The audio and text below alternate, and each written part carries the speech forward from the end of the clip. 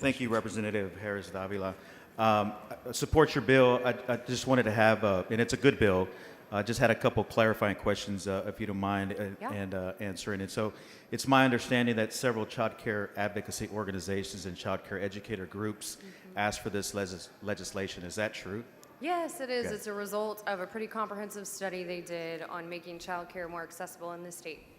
Right. And so I think Chair Button, Ms. Ordaz, Tallarico, myself have worked in this space. Is that your understanding as well?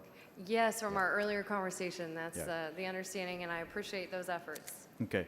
And as you laid out, this bill would prioritize child care educators who are waiting for a child care scholarship from the state. Is that correct? Yes, it would, and that was part of the study Right. that they found that people who are working in the childcare space often can't even find the right childcare resources for their own children. Right. And so, and you are aware that the child care scholarship program at TWC has a waiting list. Is that correct? Yes, it does. Yeah. I am aware of that. And are you aware that the length of that waiting list changes, but it can be from around 60,000 kids to about 90,000 kids? Is that your understanding as well? Yes, it is, and Yeah. that's in part due to a lot of these facilities closing during COVID, and we're still trying to get more facilities back online, even now since COVID.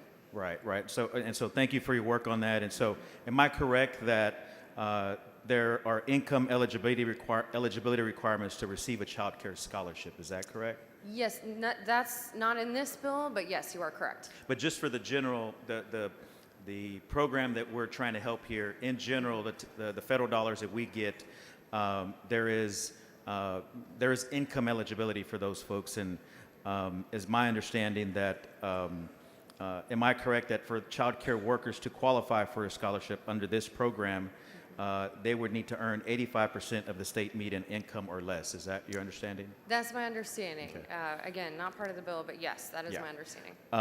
And so for a family of three, that would be a combined household income of about $74,000. Is that your understanding?